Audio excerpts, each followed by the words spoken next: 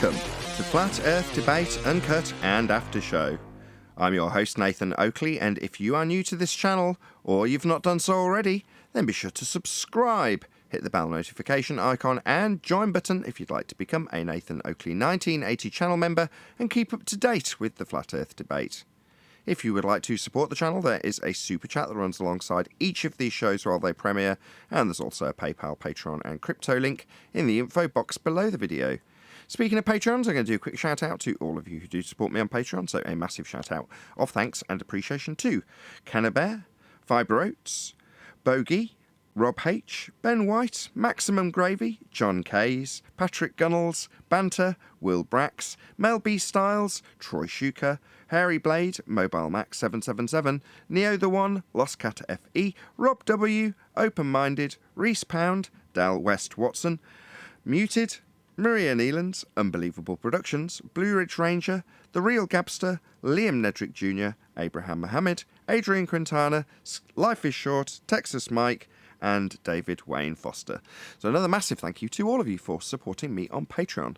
Now I will hand over to whoever is in Discord and Google so you can enjoy their dulcet tones while I set up for today's live show.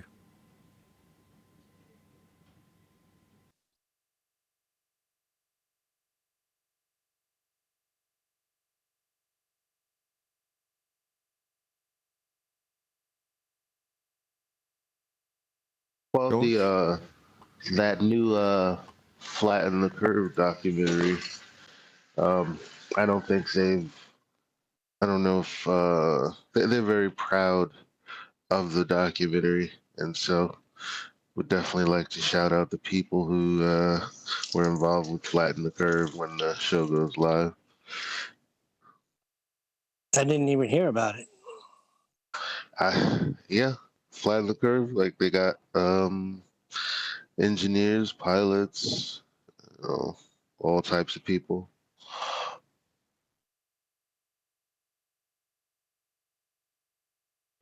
Is that the one? And it's a show coming out? In?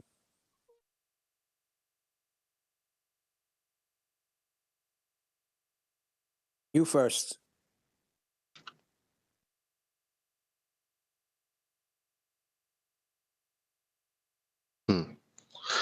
Well, anyway, it's a you can find it on Flat Earth Banjo's channel. That's how I saw it. It's a documentary. It's already out. And it's good. You agree with it? Good stuff? Yeah, I like it. You know, because you're a heavy hitter, so you know what you say, validates it. So I'll check it out.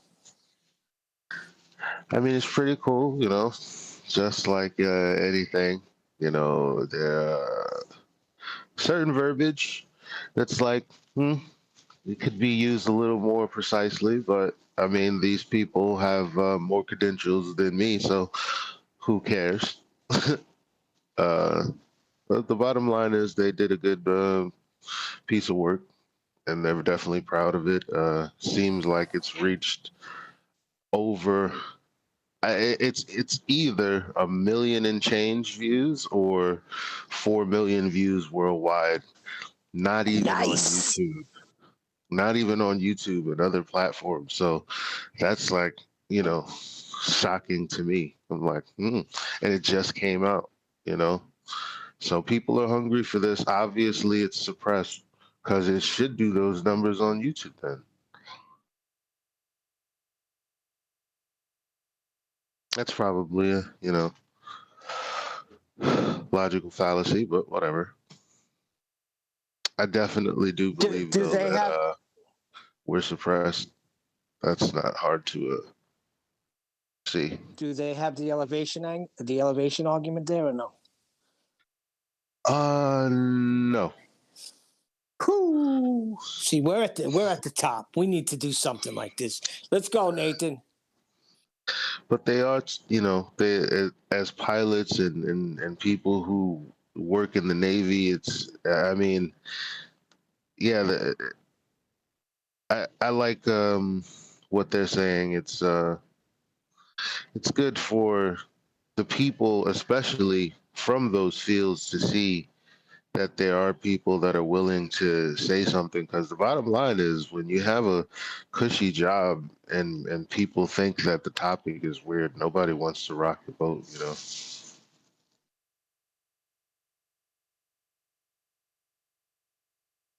That's what this really is about. Nobody wants to take out the trash.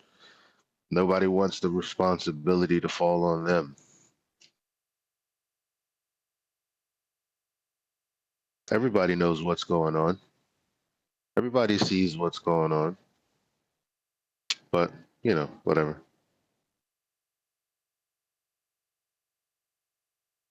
A lot of these people, some of these people aren't bothered, I don't think. I've been talking to a few people I know who aren't really into the flat earth situation, but I've been discussing what you guys discuss on here and putting a few points forward, and they don't actually give a toss. Is I'm trying to explain to him that you've been lied to where you live and you're not on a globe, and look, it's flat, and they actually do not give a toss. They're not interested, which I find sad myself, really sad.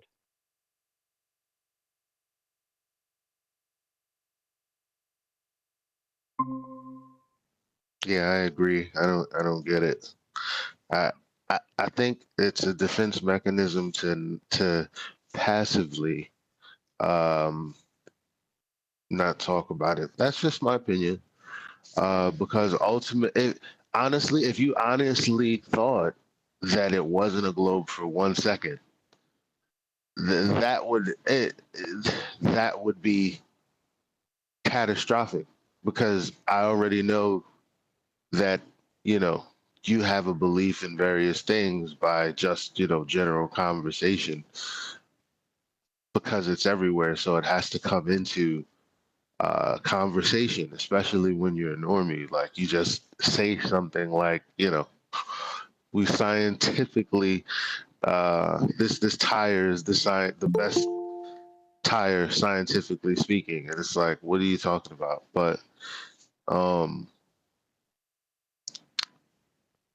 yeah.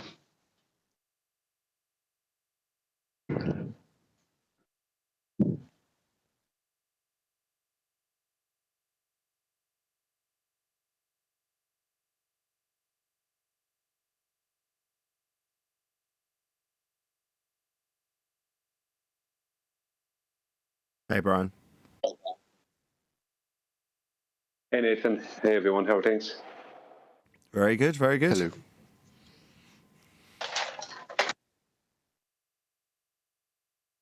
Any news? About what? I wasn't expecting any news. What are you talking about? Yeah, any Globers make any ridiculous claims in the past 24 hours? That kind of news. That wasn't addressed to me then. I don't keep abreast of those things. If people want to make claims, I expect them to come here and make them. Well, I think what's happening at the moment is they're trying to go everywhere else but here to make the claims.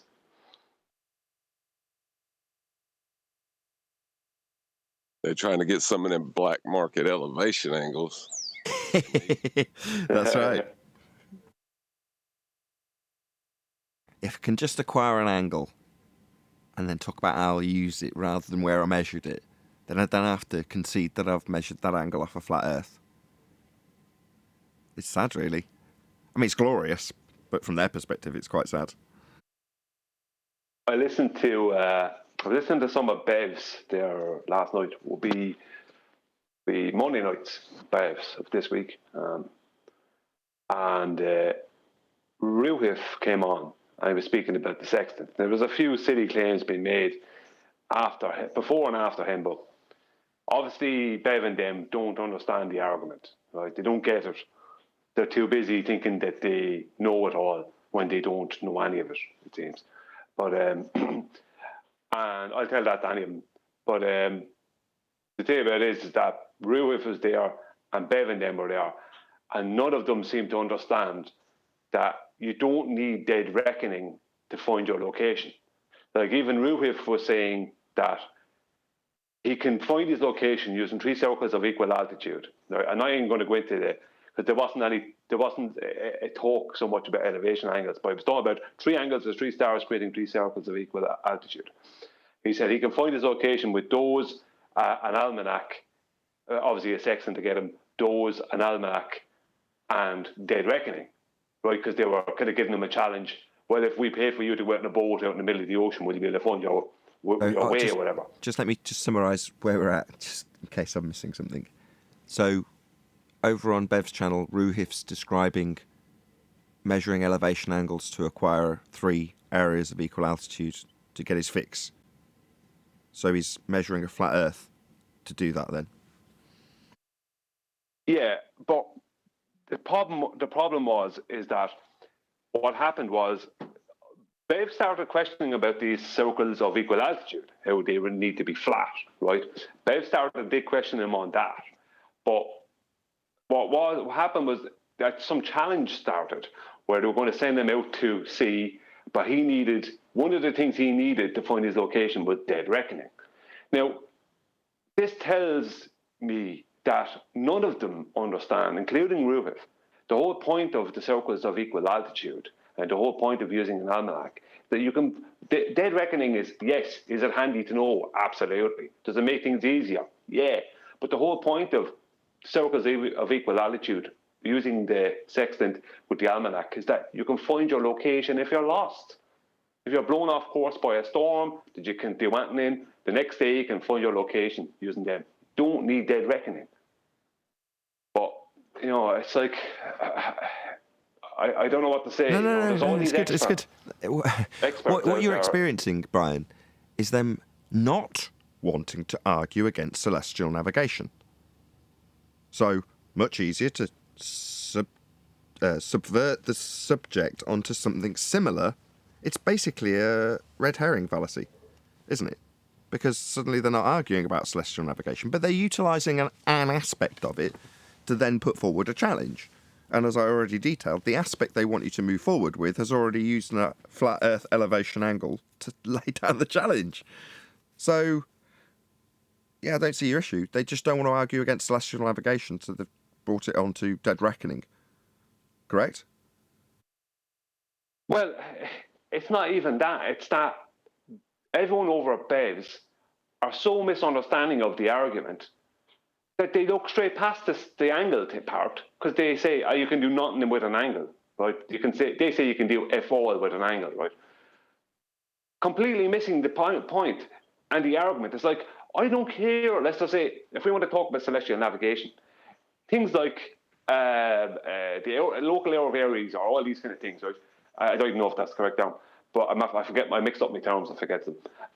But these kind of things, like all these little bits that are all part of celestial navigation. Yeah, you have to know them if you're going to be able to see and blah blah blah. You're going to do what you're going to do. But a lot of it is just added in globe nonsense, right? But that's not our argument. Our argument is, how do you have an elevation angle with a baseline of hundreds and thousands of miles on the surface of a globe when that baseline has to be a horizontal plane? You can't. How can you have circles of equal altitude on a globe? You can't. They don't know our argument at all. I agree, Brian, and it drives me crazy over at Beb's. I don't even go there no more. Leave him alone. Well, I like listening to Bevs, but I do have to turn it off sometimes, because it's obvious that they are ignorant about things, and they're being arrogant while being ignorant. It's like, I could not be arrogant about something that I don't fully understand and just presume I understand it. Have you ever heard the saying, you can't see the forest for the trees? Yeah, I have. I think that's what's going on right now with most people. Like they're talking about what's going on over here at Nathan Oakley's. They just keep on talking about all these trees. All I see is a forest. Yeah, it's not quite dawned on them yet. They continue a couple of steps. From to bring an argument of trilateration. Have, for example, 3 known locations, and you're gonna do the angle measurements between positions. But before there, you need to height of this location. You're breaking up, Sasha. You're roboting. Can you drop and rejoin? I think that's George, isn't it? That's George or Sasha?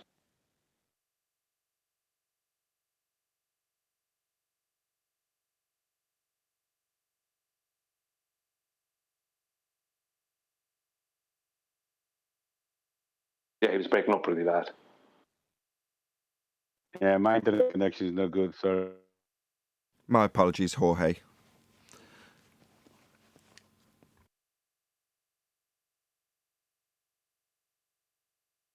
Well,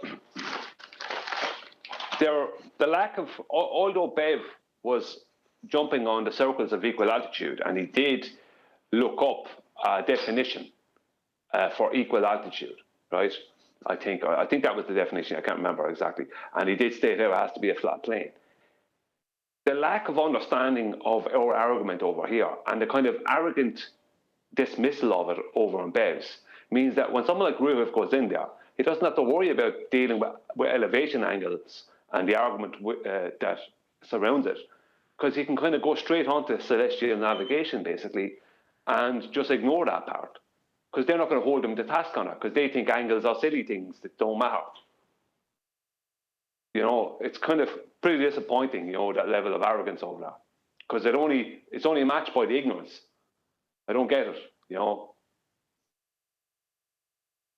Yeah, they are doing it. I had that proto-thad, whatever it's called, in a chat the other night, and he was doing exactly the same. He kept going on about the circles of equal altitude, and I just kept saying, forget the circles of equal altitude. What was the first thing you needed to do? You needed to get an angle, and I just keep bringing him back to that. And it's monotonous, but got to be done. Well, yeah, I mean, him claiming circles of equal altitude is going against him anyway. But what he wants to do is he wants to walk, him and the rest of them want to walk straight past how you got the radius for those circles, and past the point that those circles are 2D, and they have to be 2D. And they're created on a 2D surface. It's like circles are 2D. They're not 3D, they're 2D. You know, it's like even stating the circles of equal altitude, he's debunking himself. But as you said, you kept bringing them back to how did you get these circles? What was step one? How did you get these angles to create these circles? You know, because the angle is the first argument, the circle is the second argument. The circle only backs up the angle argument. But when they skip past that and they want to talk about a load of other stuff, you know, and go into equations involving great circle roots and other nonsense like that, you know, it's straight away they're gone past. That's when they're after already begging the question, and you know they're gone into globe land then straight away.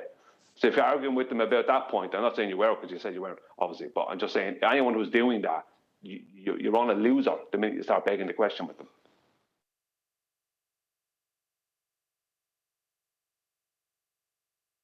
Well, some people's been trained in this debate to beg the question. Some people can't stop it.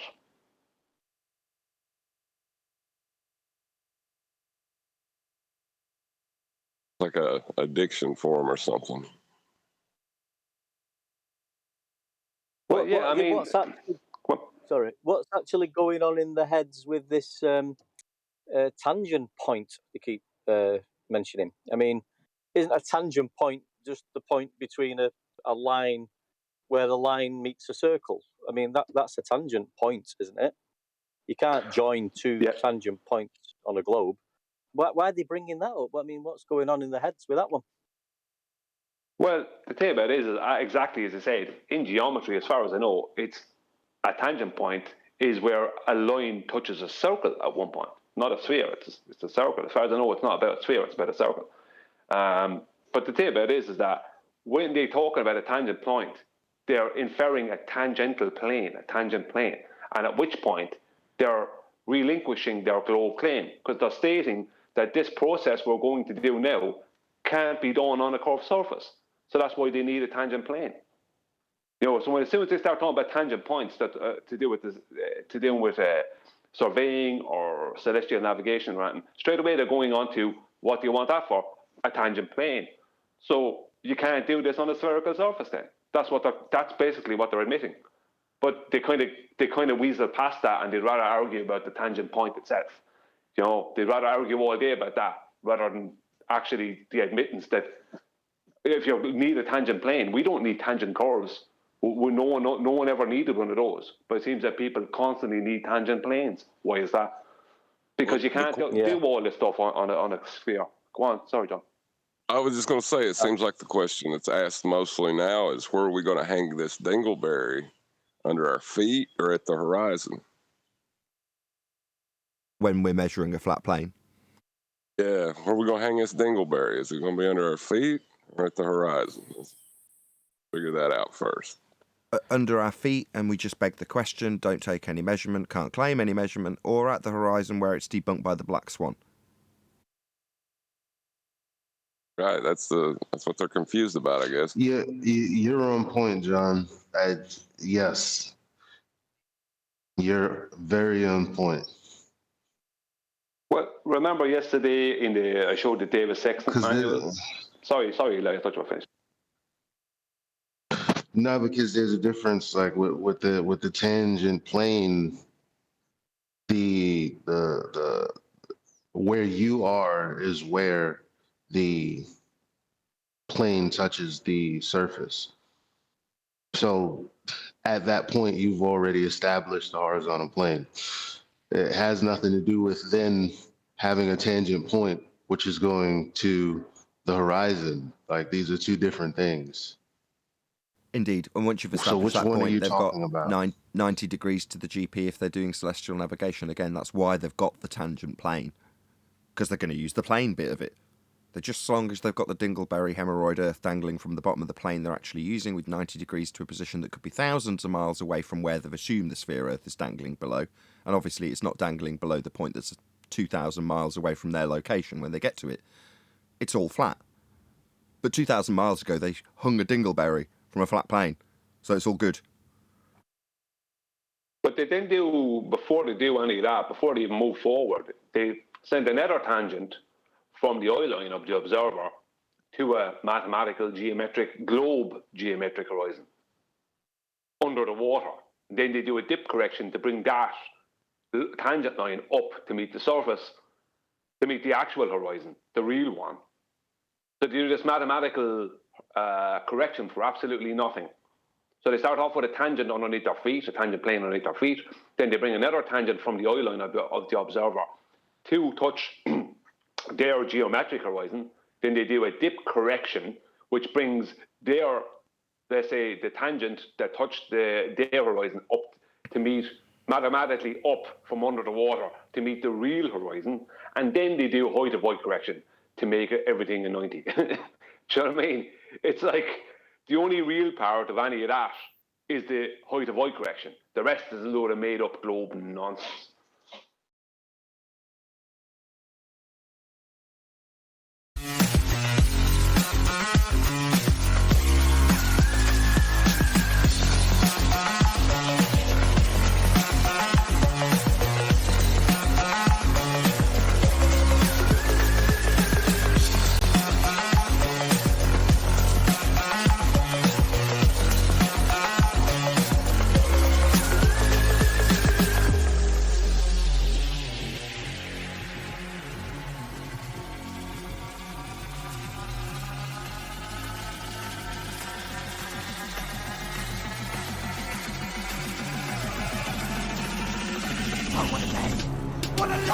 Welcome to Flat Earth Debate Live.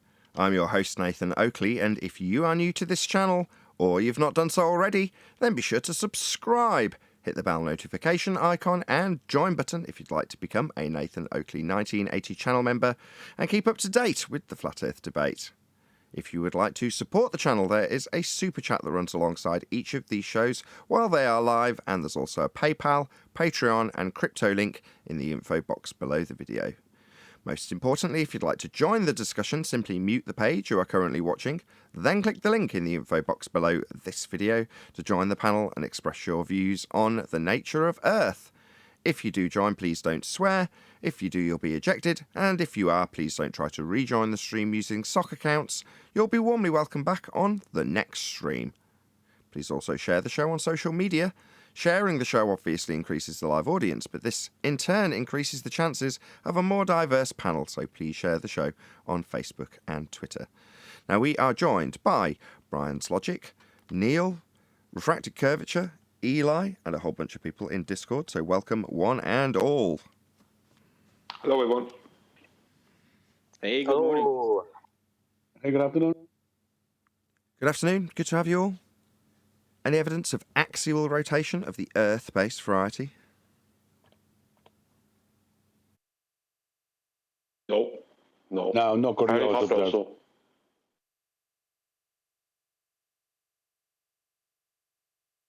Or any evidence of the axis acquired by way of an R value? Any evidence of R, Earth radius? Not outside flat Earth elevation angles to Polaris. You're saying they're going to need a flat plane to acquire R? They're going to need a flat plane to require both radii of the globe. Well, any evidence of the distance to the sun?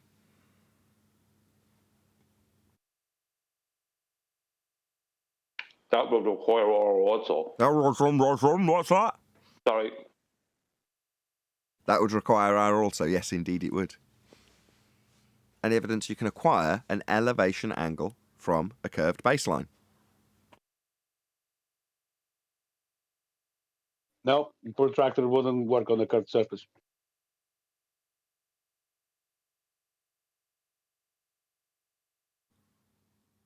Any scientific evidence of gravity?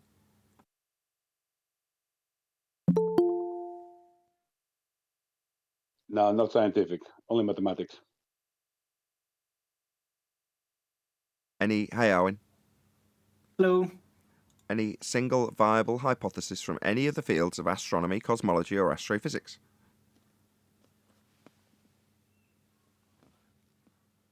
No. Well, they no, call it and science. no.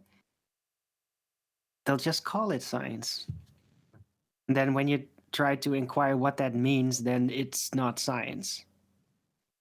So pseudoscience. Well, they don't call it that. Well, that's the trick though, isn't it? Pseudoscience is a claim of science where there has been no application of the scientific method. Therefore, when somebody describes a light in the sky as being from a long time ago in a galaxy far, far away, in a heliocentric spinning ball Earth world, in a sky vacuum, that isn't based on any kind of science, but it's claimed to be science.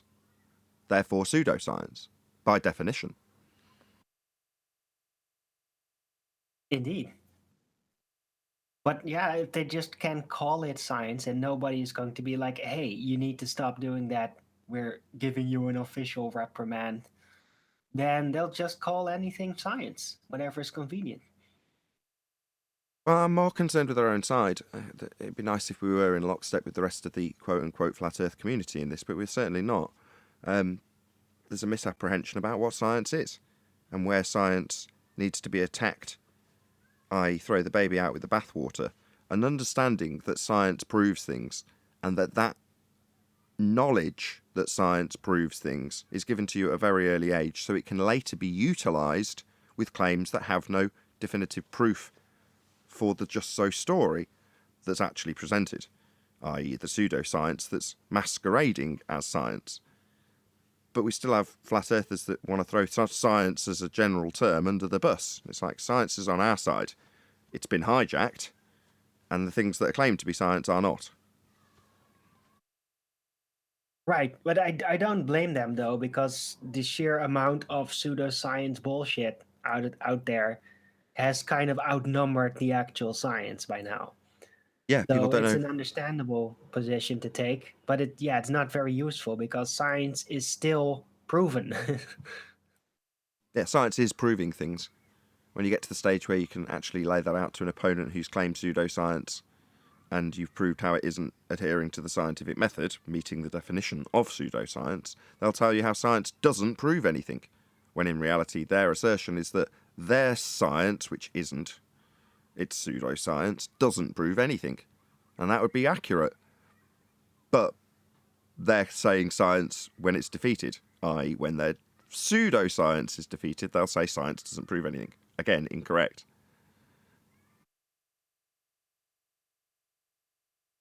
Any evidence of a self-perpetuating... Go on. Sorry. Whatever that was in Discord. One deck. One deck, yeah. Do they actually claim any such, for gravity, for example? Do they actually claim scientific evidence, or are they actually telling you it's a theory, and admitting it's a theory? It's not been through a scientific method, has it? Well, careful with your terminology. Theory is scientific theory. So scientific theory comes after a valid experiment in scientific context. So they'll use those sorts of words like theory when it has a colloquial meaning. So is it a theory in terms of the colloquial use? Yeah. Is it a theory when they're positioning it as science? No, because a theory in science comes after you've done your experimentation and then validated the cause of an effect you were studying. Then you can develop a scientific theory. But they'll call it a theory to induce that confusion so that people assume they're talking about science and the scientific method, cause and effect reasoning based on the natural world, and they're not. They're talking about mathematics. But they'll call it a theory. Shout out to Godzilla37 for the super chat. Let's just bring it up on screen. He says, Craig, ? He's a liar. There, I answered for you. You can end the show early. You're welcome. Okay, Godzilla, thank you very much. I won't be ending the show early.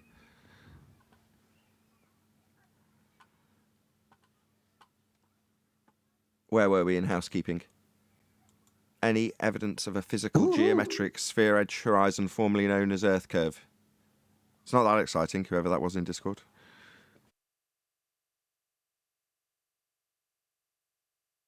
Did I get a woohoo?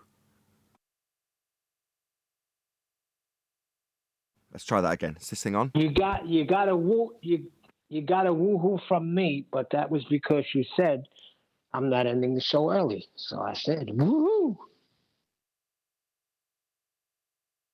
So any evidence of a physical geometric sphere edge horizon tangent point formerly known as Earth curve? Negative. No, negative. It moves with the weather, so you couldn't. Every day you're going to have a different measurement. Impossible. So that just means that the Earth is getting bigger and smaller. No, physical rocks don't grow, but by definition it must have a geometric horizon if they're going to claim Earth is a sphere. It's the basis of their claim. So moving the geometric tangent point horizon to a different location means it's no longer a geometric tangent point. And their tangent point is Earth curve. They claim it blocks boats and buildings with its physicality, and then they'll show you in an Earth curve maths where the horizon, claimed to be a physical edge, is blocking your view at a tangent point. It's fairly simplistic. That's the basis of a globe Earth claim. We've just debunked it. And when we debunked it, they had a rebuttal telling us all lines to the horizon are bent. So not useful for acquiring elevation angles. Further to that, the ground itself is bent, not useful for acquiring elevation angles. How are elevation angles utilised and used? Well, on a Euclidean grid system, on a flat plane, on a flat Earth. Can only be and is flat, because that is how you acquire two straight lines. Neither of which you've got on a globe Earth. It's just that simple. Earth can only be flat. Celestial navigation and the acquisition of an elevation angle proves Earth is flat. Any evidence you can have gas pressure without the necessary antecedent of a container to press upon? Well, Now you're if going to you need at least 3 mistake- containers for that. Two, at Yes. least two. Or you need to completely rearrange your understanding of mechanics and think that gravity is a directional force that actually pulls everything through its weight, which you would have to assume gas has. And then you could get a model in your head where it could work. Well, that sounds familiar. That sounds like Thunderfoot's claim. If I can assume that gas has weight and goes down, go boom, boom, like solids moving through gas, or liquids moving through gas, then gas does go down, go boom, boom, like solid bonded bouncy balls. Unfortunately, gas does not behave in that way. It defies the claim of a force of gravity making everything go down at 9.8 metres per second. That claim is debunked by gas behaviour. Gas expands in all directions to fill the availability of volume it has. Correct. Yeah, I heard somebody say, one of the guys from Flatten the Curve, do documentary, check it out. I found it on Flat Earth Banjo's channel. And he didn't say this in the documentary, but it was like kind of like an after show kind of thing. And he said, just take a helium balloon and with as much force as you want, just throw it straight to the ground. See how fast gravity doesn't work. Or any gas. All gases behave in the same way in that regard. You can refer to standard gas law. Anyway, space. Any evidence you can have gas pressure without a container?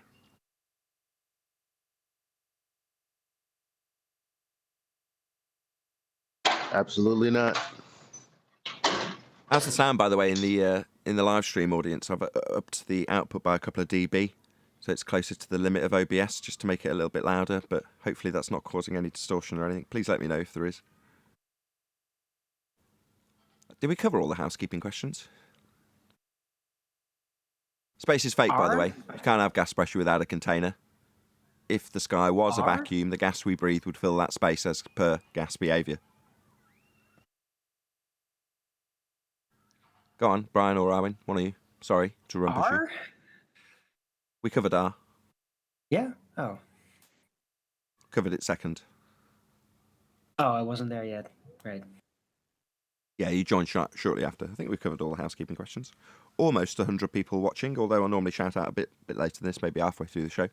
Massive thanks to the 90-odd people that have presumably already shared the show, because there wouldn't be 90 people watching if you hadn't. So please smash the share button if you haven't done so already. If you have, thank you very much indeed. It is the only reason, as I say, that we've got now it is 100 people watching. Good. Getting higher up in the numbers earlier and earlier in the show now. I'm really grateful for that. Down to people sharing. Dave Weiss has said that there's going to be some dude come our way, just so you know. I didn't mention it on yesterday's show in case the guy did just come in somewhere in the live stream. But I don't think it's somebody chasing down Bitcoin. I think it's just somebody pestering him to prove Earth's a sphere with very rudimentary claims and evidence. So maybe somebody who comes, I can't remember his name off the top of my head. I'll remember it when he makes an appearance, if he makes an appearance. As before, I would suggest that anybody who's put our way by Dave Weiss would, if they're of any mild degree of intelligence, at least watch the show first to get an idea of what they're letting themselves in for. Yep. Go on. I was just going to say, you need to brush up on your dingleberry earth before you come on the show. You don't want to get embarrassed. Indeed. You need to know all about tangent planes and how they're acquired and measured. You also need to understand how the Black Swan will debunk that. If you've got that under your belt, then you probably won't come, which is what we were discussing in the pre-show, right? No, none of that will happen. What will happen is someone will turn up who will just pre-assume we don't know what we're talking about. Oh, I see. The smug arrogance of a ball-believing fundy who's not yet actually become acquainted with people at the tip of the spear of the flat Earth debate. They'll just come in and say, well, you're just idiots. Don't you know we've got pictures from space? Well, yeah, I mean, this person will probably be a man, and he'll probably pre-assume that we've never come across any of these answers that he has, in 7 years. It would be impossible for us to even find any of these answers online because we're so stupid. Okay, well, his argumentation based on the presentation I was forwarded by Dave was Pontchartrain Bridge versus Muppet Vision begging the question, proof of nothing perspective hijacking Earth curve calculations with a presupposed spherical R value inserted at the off. That's what they've got. That's what this guy's got. I mean, I rolled my eyes when I saw it. I'm like, oh, God, great. So some newbie with a 2015 sense of argument when it comes to this discussion. That's what we're going to get, is it? Got to rewind back in terms of dumbing down the arguments to a really rudimentary level to actually pick apart his pathetic attempt at 2015 flat Earth arguments. Great. Yeah, no worries. Yeah, suddenly we have a geometric horizon again. Yeah. Exactly. Geometric horizon, R, Muppet vision, seeing the side of our own head, ignoring perspective, ascribing full feet and inches or meters values to the targets. You name it, it's got it. Oh, he's got the curved adjacent too. He's going to come in with that, not even knowing he's using it. Whipping it around like he's got something. It's like a plastic gun. Indeed. Yeah, it'll be interesting, right? Because I've made a video in the past 2 weeks and it's causing a lot of rage amongst the borders. It's about Lake Pontchartrain, right? I can never say the word. And I just point out very simply that directly across at the other shoreline, I don't even have to talk about Black Swan, don't have to talk about angles, and that's very, very simple. Straight across at the opposite shoreline, both on the left side and the right side of the bridge, in Soundley's photograph, there is inferior mirage. You can't have inferior mirage without two things. Number one, a physical surface, and number two, the density of air that's only found at the surface of Earth. So we are seeing horizontal surface over at the other side of Lake Pontchartrain, thanks to Soundley. Because you can't have inferior mirage without those two things. You need a surface. There's no qualification, quantification, or maths for what you're describing. You're describing an effect in nature. You labelled it inferior mirage or refractive effect. Well, they don't have that. They don't have refraction. They have terrestrial refraction. Instead of Coca-Cola, they've got Foca-Cola, which is terrestrial refraction. It's not refraction. It's not the real McCoy. It's something they describe in their mathematics based on an R value that they debunked themselves the moment they said Earth curve was refracted with the Black Swan. So they're utilising an R value, slightly upping our 2017 now we're into argument style-y.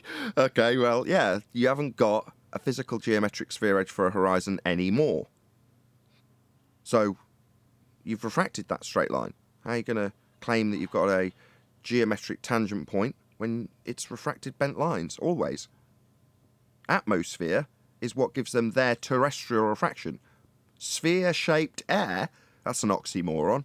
But in their sphere-shaped air oxymoron, light bends at a rate of R. That's what they call refraction, but it isn't. When they say refraction, they're lying. They may not know it, but what they're actually describing is a sphere-based, R-based 7/6R in standard format. That's standard, otherwise known as terrestrial, otherwise known as atmospheric, sphere-shaped air, refraction.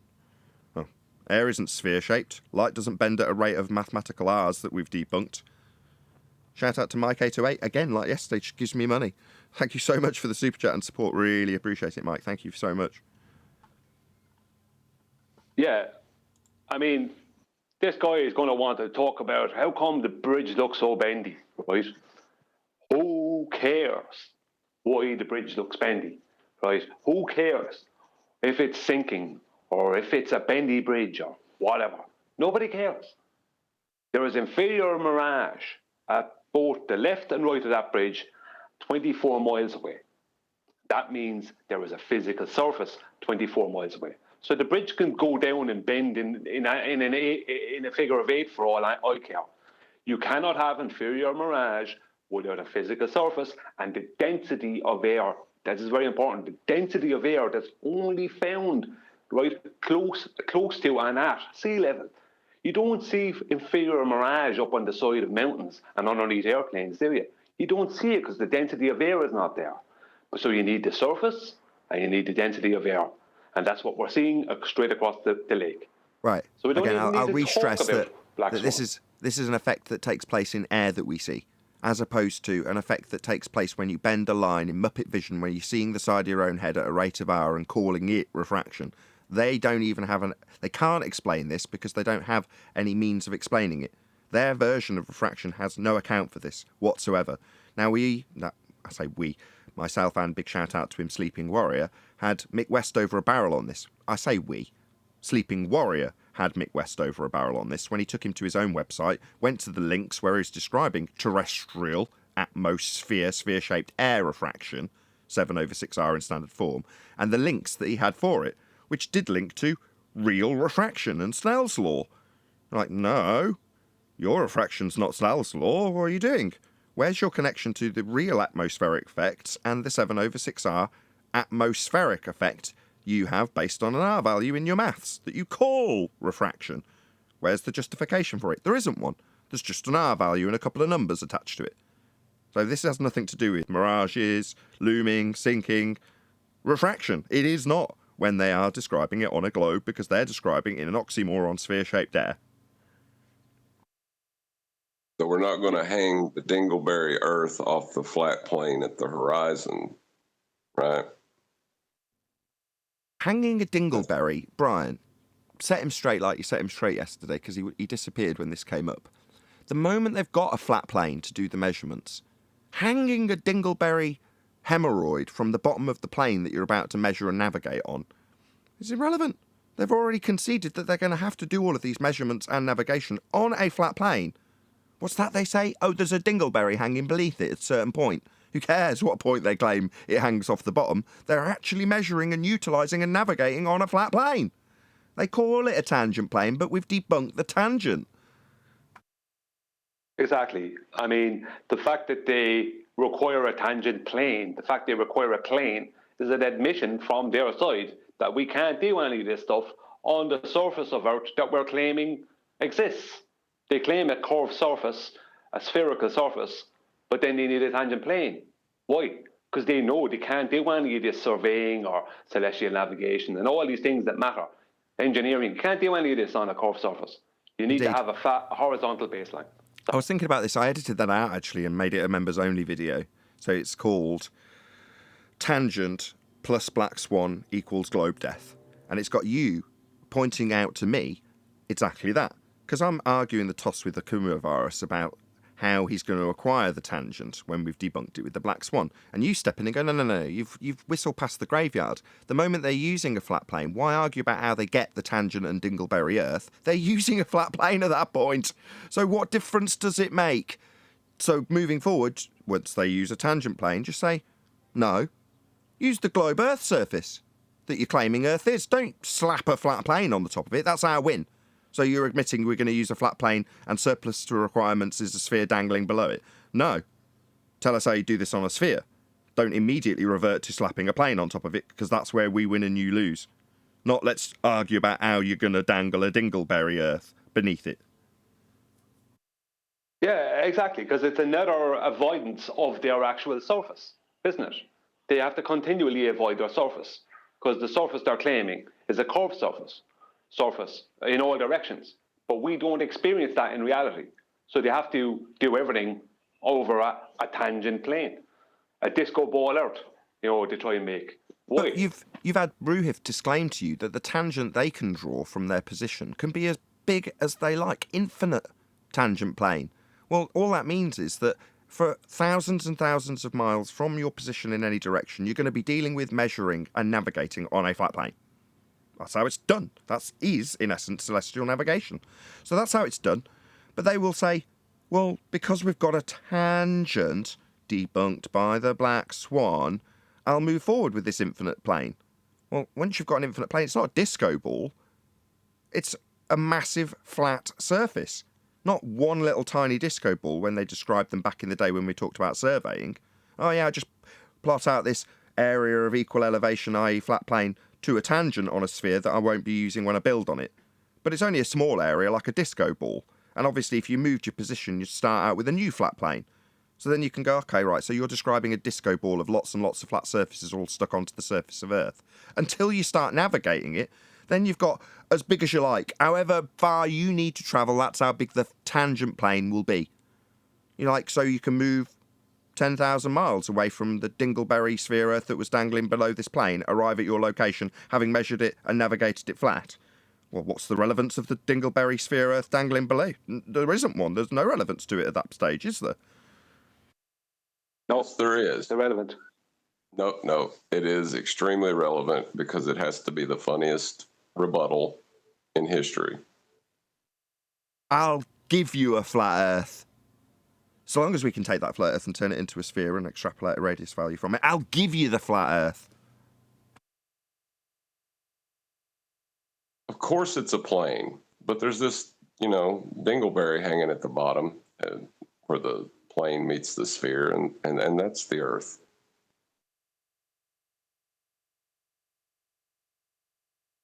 Yeah, so it's wrapped up. This argument is nicely tucked up in bed, having a little snooze as far as I'm concerned. We've gone past the point where I'm going, where's the rebuttal going to come from? What's it going to utilise?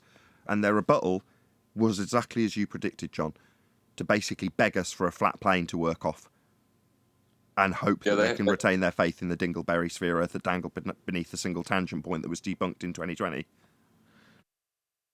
Well, I mean, even the globe, if nothing else, is a geometric religion. They need that flat plane even more than we do, it seems.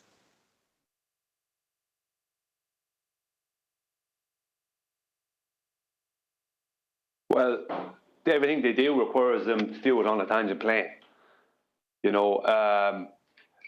Even the Lake Pontchartrain argument, which is not an argument, where what's his name? That surveyor, Jesse Kozlowski. He starts off his GPS measurements, right, of that lake and the bridge by planarizing everything, right? Because he has to, because GPS references flat planes. It references tangent planes. It's always referencing a flat surface. It's just it's 3D. It uses elevations off a flat surface, off a sea level, and that's what it does. That's what GPS does. They can add in any mathematical belief nonsense they want after that. What it's doing is referencing a flat plane. Same as Google Earth. And that's what he has to use. Yeah. Same as Google Earth. When people use that professional version, which costs money to actually use, that's used professionally to build stuff. So what does it utilise? Well, Brian's describing how GPS uses a flat plane. Well, you can see this for yourself. Go to Google Earth and draw out an elevation profile and see how the entire surface, no matter how big you make it, is all flat. Yeah, there's topology on it in case anybody wants to get pedantic, but the overriding surface level is exactly that. It's not curving away from any vantage point at 8 inches per mile squared. There isn't any curve. It's done in a Euclidean box. It's flat. That's how it's presented, how it's sold to the professional users of that software to build stuff. Well, if there was an 8-inch per mile drop from every vantage point, as is claimed on a sphere Earth, you'd have to engineer around that. There'd be no way of getting away from it. And it would be bloody obvious to everybody. It wouldn't be explain away how you've got no visible evidence or measurable capabilities of a sphere, but I'll just beg the question that we're still on one when we measure it all flat. It is the most hysterical rebuttal that's been our way in the entirety of the debate so far. What's that you say? I'm going to do this on a flat plane like you're going to do it on a flat plane, but I'll rename the flat plane as a tangent plane, so then that's all good. Because somewhere along the stage I've got a begging the question fallacy. But we're definitely going to deal with the flat plane that you're dealing with. It's like, wow, really? How wonderful. So it's flat then. How big is this flat plane that we can deal with? Oh, infinite. Infinite tangent plane. See how I said tangent? That means it's still a sphere when we deal with measure and navigate this flat plane we're going to deal with. I'll just call it a tangent plane and everything's cushy. Yeah, they either need chords through their sphere. They either need to bring a chord through their sphere or put a tangent plane on top of it. Either way, there is no reference, no real world reference ever to a curved surface, ever, from any profession. And that's what we'll start saying from now on your advice, Brian. When they start drawing out tangent planes, I'm not going to argue about the toss about whether or not we've got a tangent anymore. Who cares? We've debunked that in 2020. We know there isn't. If they start asserting it, it's quickly dealt with. Well, I'll start saying to them, no. Don't navigate on the tangent plane bit. Navigate on the sphere bit. How'd you do it like that? What's that? You say you have to do it on a flat plane tangent? Well, don't. No, show me the method that actually navigates a curved surface, as that's what you're claiming. I want to hear about how your tangent plane works. Can you give a toss how you measure off a flat plane and then just claim that it somehow relates after the fact once you've measured the flat plane to a sphere that you assumed with the word tangent. Who cares? Show us how it's done on a sphere. It's not, though, is it? Celestial navigation isn't done on a sphere. So does it matter if they can come up with a globy fundy way of doing it when celestial navigation does actually and is actually utilising a flat plane? Doesn't matter anymore, does it? Don't care. They say they might be able to do it using a sphere because we're not allowing them to beg the question of a tangent beneath a flat plane they are actually using at that stage, right, Brian? Exactly. I mean, who cares about doing it on tangent planes? We all know about how to do things on a plane, on a horizontal plane. No, it's there's a curved surface we want to see, fulfill these processes on. No point telling us about a horizontal plane. We already know about that, isn't it? Let's see your globe version. Yeah, well, that's one of the reasons I like the Eratosthenes example, because don't put the observer height in. It's just the ground, the stick, and the shadow, and the flat plane. 500 miles of it to get that angle to the sun. So they have to accept that before they can start asserting anything else, is that it's at least flat for 500 miles. Yeah, and then they're going to superimpose a curve between them after they take that flat Earth angle measurement. Exactly. It is juicy. And they started out with that. The thing that always surprises me when you say this, and you've only said it half a dozen times, is that that's where I started out back in 2015 with this discussion. You enter the arena and they start talking about sticks and shadows and how they've got scientific proof. You know what I mean? That's where we started, isn't it? And then you get right to the end of the argument where you go like, globe's dead. There's really no coming back from this.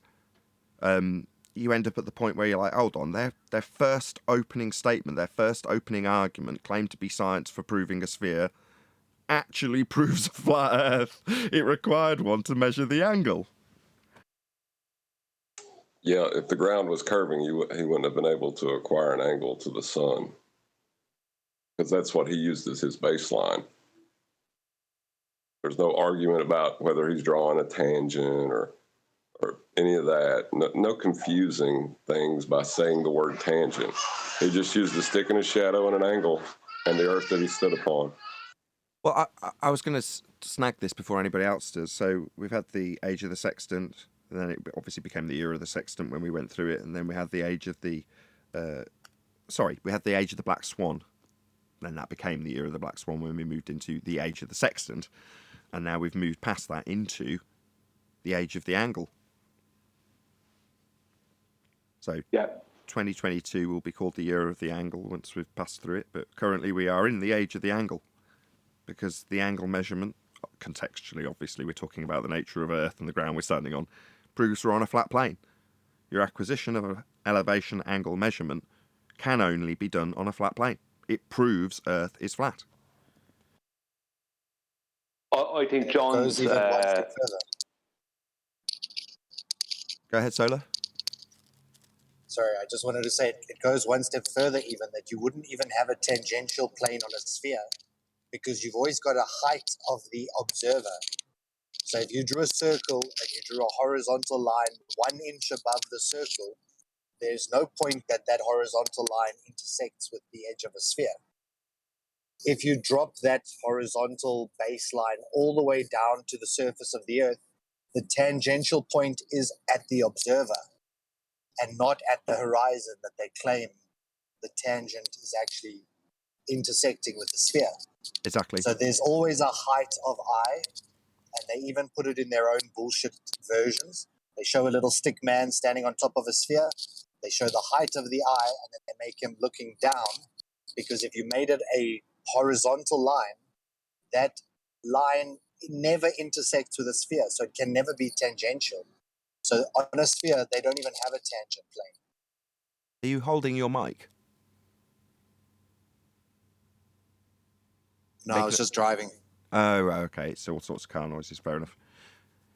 Indeed, yeah, they want to move it to a begging the question location, which essentially is them saying, as, again, this was in the edited video that I've put out for members only. If you are a member, by the way, check it out. So it's called Black Swan plus tangent equals globe death. And it's essentially via us doing what's just been discussed by Flat Earth Solar, which is removing their tangent point in the begging the question proof of nothing perspective, hijacking globe, earth, curve mathematics, and just assuming outright that every point that you stand on is a sphere without any justification for it whatsoever that's measurable. It just becomes a flat out begging the question fallacy. Why is it a tangent? Why is it a flat plane in all directions? Well, it's a flat plane with a tangent beneath my feet because I assume so. I'll move 1,000 miles in that direction, and obviously the tangent that I had 1,000 miles previous is no longer below me and no longer relevant and hasn't been measured and hasn't been navigated to or used to gain a positional fix. It's not been used for any of that. But so long as I say tangent and then navigate on a flat plane, I'm good. I'm golden. Don't worry about the fact that when it's described in the maths, it's a tangent point to a geometric horizon debunked by the black swan. I'll just flat out beg the question. Well, why is it a tangent? Because I'm standing on a sphere. I just assume it, obviously. Right. In their imagination, they're always walking on top of the sphere. And even though it all seems flat, they still imagine that orthographic view like the ball is rotating underneath them. Right, and when they do that, that's when I rip their ass through their own throat. You do not get to beg the question here, fundies. You'll really get to taste my fury when you beg the question. Now, weaseling in the begging the question is the art of debating a globe Earth if you're an anti-flat earther. But just flat out begging the question gets you shouted out real fast, as Virus found out. Well, like what I was saying about the Eratosthenes argument, it isn't for anti-flat earthers. It's just an argument that can be carried forward and anyone can appreciate it at a base level. Because you're not going to convince the anti-flat earthers. Their heels are dug in and their heads are driven into the sand, and they are not listening to reason, logic, anything. But as far as a simple argument, there's nothing I can think of to simplify it any further. It should be you. You should do a presentation on it. Take their hostile witness, draw out his sticks and shadows on a very crude map, and then show how the angle measurement in the first instance requires a flat plane to take it. But with a couple of sticks and diagrams, stickmen diagrams, that'd be absolutely epic. Yeah, I said to John yesterday, because I heard him say it several times, and I just didn't pay correct attention to it. I said to John yesterday, almost everyone, I didn't know, but most people, right, when they go to school, including kids that are in the poor schools in Africa and places, they get taught about the sticks and shadows, right? They get shown this angle and they're told that proves the globe, right? When the truth is that Eratosthenes was at one position and the GP of the sun was at another position, supposedly 500 miles away, between Cyan and Alexandria. So, what is that? That's a 500-mile straight line horizontal baseline elevation angle distance. That's what it is. It's epic. I can check if that's true. My dad actually, I'm not saying this but to make a joke of me being 12% African.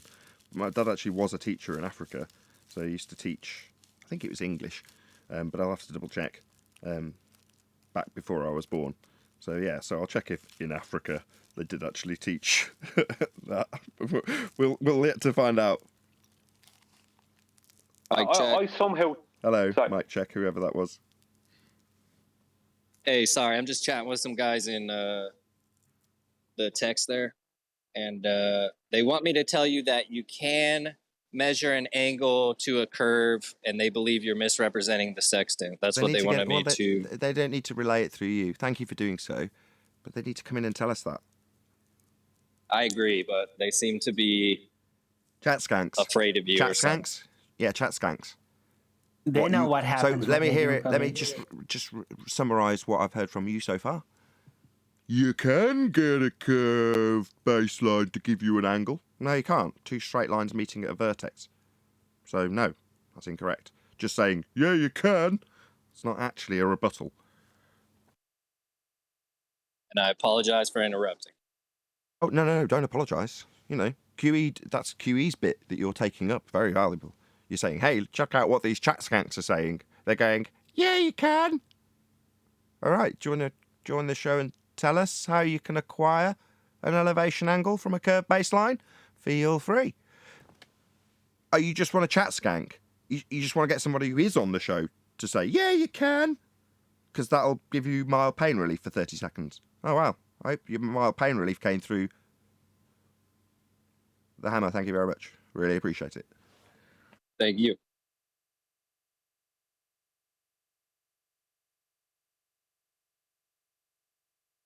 So, just to summarise, as the chat skanks haven't joined the show, you can, even if the show is full. Live stream's currently got 14 out of 13, which makes no sense, but you can add people to a maximum 13 voice chat or whatever they call it. Just join the live stream queue, you'll be moved into the live stream, and you can tell us all about how a curved earth with bent lines to everything always can give you 2 straight lines. You feel free to put that to us and we'll listen. Give you unimpeded air for a couple of minutes so you can tell us. Nobody will interrupt you. Or you can carry on chat skanking saying, yeah, you can. If I draw a zenith and a big plane, blah, blah, blah, blah, blah, blah, blah, I've got a dingleberry dangling beneath.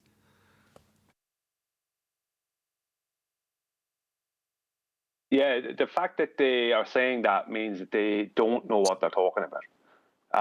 Because what they're claiming is not in line with celestial navigation. I'll show there in a moment. I know what they're claiming. I was going to say, don't preempt what they'll actually say. I can take the piss out of what they might say. All right. But by the same token, preemptively, I know how you'll pull apart something they haven't actually presented yet.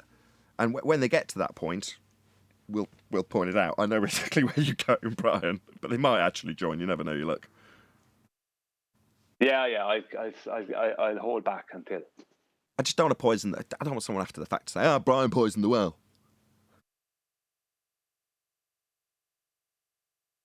Yeah, I get it. 170 people watching. I thought that's why I shouted out early when we got to about 96, 97 people. I was like, just under 100 people watching. And I was like, 15 minutes into the show, 100 people watching. Now 170 people watching. And a massive super chat right on cue from James Mays. Wow, thank you very, very much indeed for the super chat, James. Says, hello, all support for the channel. I really appreciate it, I assure you. Thank you so much for the super chat. Who's just joined? Chocolate. Hello, Chocolate. How's it going?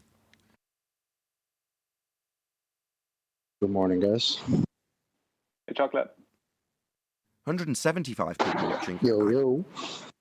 So, a big warm welcome. If you're tuned in live right now, obviously after the fact this makes no sense, but if you are tuned in live right this very second, thank you very much for sharing the show, all the people who've got that massive live audience here.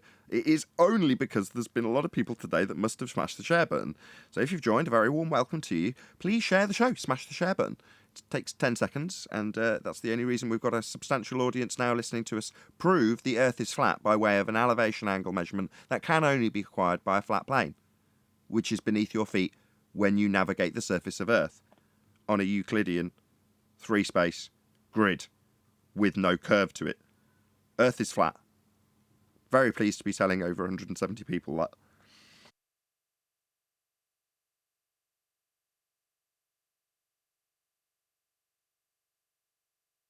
So did anybody join the live stream queue? Let's have a look. No. Just chat skanks. That's all we're ever going to get, by the way. That's why I don't have the Discord live stream chat open. I've never had it open. Because it's just a distraction. And what do you end up with? A bit of dead air after talking to 2 chat skanks that want to say, yeah, we have got the ability to get an adjacent that's curved to give us 2 straight lines. That's literally all we ever get when we deal with the chat skanks. Kiwi's good at coaxing them in, but they normally come in 2 or 3 days later after he's goaded them.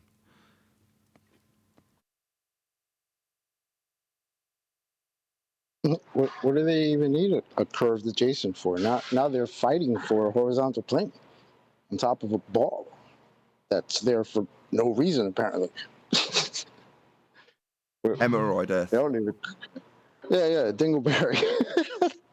I was dying with the Dingleberry Earth, man. A little hairy nutsack. That is down to John pointing it out. You know, they have to concede their argument before they can move forward in the discussion. They need this line meeting at a tangent point marked as H, that would be for horizon, and out to an infinite distance in both directions. Now, obviously, in this diagram that Brian's brought out, their tangent plane is just a big, massive, straight, flat line that could be thousands of miles in all directions. Has to be, because you're going to get 90 degrees to stars on it in both directions. So I'm taking away your thunder here, Brian. I've got your presentation up. Just using it to demonstrate tangent planes. Feel free whenever you're ready. No hassle to take our time. I mean, it's totally fine. I just said I'd add some, because there's been some comments. Solar made a comment on it, and John was talking about it earlier. I think it was John was talking about it earlier. And this, just want to talk about this correcting for the height of I. I'm just going to read this paragraph here. When measuring the altitude of the sun, you need to measure the angle formed by a ray from the sun and a plane tangent to the earth. Right, that's the tangent plane at the point where the observer is standing. However, due to the height of the eye of the observer, the visible horizon actually falls below this theoretical place. This requires that a dip correction be made. Now, this here, out here, is that is the. I'm just going to get something that people can see. Let me see, an arrow. Get a bit smaller than that. Right. This here where the arrow is pointed, that is the visible horizon. This down here, that is a tangent down to the geometric horizon of the globe Earth. Black Swan. Yeah, exactly. And this here that I'm pointing at here, that is the tangent, right, of the tangent plane, right? So there's two tangents here. There's one here underneath the observer, and one from the observer's eye line down to touch this geometric globe horizon, right? It's only mathematical. So this is the real visible horizon. So what is the dip correction for? It's certainly not for the visible horizon, because it's for this geometric globe horizon that no one ever sees. So it's not for the visible horizon. There's no need for that. Or what they're trying to do is add in begging the question by, first of all, having one tangent plane here, right, or tangent plane here, and then they have this tangent down to a second one down to this mathematical horizon. And what they're going to do is use a mathematical equation, basically, to bring this line. I'll do it just so people can. I'm going to do it now for people so they can understand. Right, I'm just going to change the size of that one moment now to that, and I'll make it red so people can see the thing. Right. So all they're going to do is mathematically they're going to bring that to here. That's all they're going to do. Sorry, that should be at his island. Right, that to there. So really. Right, this is just all they're doing. Mathematically taking this, right, making this real, not real, but asserting this mathematically, then mathematically bring it up to here. And then, after all that nonsense, then they're going to do a correction for the height of I, which is bringing this line here down to meet this line here. So all they're going to do then is take this and bring it down to the water underneath the boat or the feet of the observer. But it's going to be water underneath the boat because he won't be able to stand on the water unless he's at the shoreline or something. So that's all they're at. So in the real world, all they're actually doing is this. In reality, the rest is only nonsense. That's the only correction you have to make. That's the only thing that there is no this tangent plane here that doesn't exist, right? Because there's no globe for it to be a tangent on. This other tangent here that doesn't exist. This is just a mathematical horizon. Like I have to stop calling it the geometric horizon because it's not. It's only mathematical. So all they're actually doing in reality is bringing this, the vertex here, which will be the vertex of the angle. So I'll just get another line here just to show, right? So let's just say this is the angle line up to there, and all they're doing is bringing this line down to there. And then this, which just bringing the vertex down to there. That's all they're doing. That's the height of I correction. That's the only real world correction. Okay, let's just stop before we move on. So start with the first line that they described. So they've got a first tangent that you described down to the mathematical horizon marked as H, tangent to a sphere that doesn't exist. So can you draw that line in blue? There we go. So this is where they start, right, with their argument, correct, Brian? Yes. Do they have that line? No. Why don't they have that line? Because this here is mathematical. It doesn't exist in reality. It's not the visible horizon. Well, we've debunked it. That's why I whispered black swan when you were halfway through this first part of the description. So the line that Brian's drawn now is a tangent to the horizon. That's why it's marked with a H. If the Earth was a sphere with a radius of 3959 miles, then every distance to horizon measurement, marked with H, could be no more than 1.2 times the square root of the observer's height in feet. That is the distance to the geometric horizon in this maths. However, the distance to the horizon demonstrated in an image we have dubbed the Black Swan is beyond the limitations of an Earth sphere with a radius of 3959 miles. The response that we are given from our opponents when we point out that the horizon is not at point H is to say that it's down here, with a bent line to it. They say it's refracted in sphere-shaped oxymoron air at a standard rate based on the R value. So they've got a bent line to a non-H, non-geometric position with a non-straight line to it. Brian's describing how they now... Hey, Roofy, you listening? Yeah, this is like your diagram. This could be your diagram, couldn't it, Roofy? Yeah, now they're describing this straight line that they're going to start their process with to correct for. Tangent line. Yeah, they haven't got that tangent line. They've got a bent line to a geometric horizon. What is it, no Atmo Day? Because we were told, no, in your maths you've got a geometric tangent point, straight line to it. And they're like, I wouldn't expect to see a straight line. Why is it no Atmo Day? Always bent. Meaning they can't argue this anymore when they can't see H, and they've told us we wouldn't expect to see H in this diagram with a straight line to it. We wouldn't expect to have a straight line to it. Sphere-shaped oxymoron air on a globe, always bending. So no straight line to start this process with. Right, Roofy? You getting this down, sunshine? Get a pen. Don't have this straight line, do you, Black Swan? Roofy's head spent this entirety of 2 years in the sand because he suddenly come out of it and started talking about straight lines again. Amazing, really, how dumb people can be. That's you, Roofy, dumb.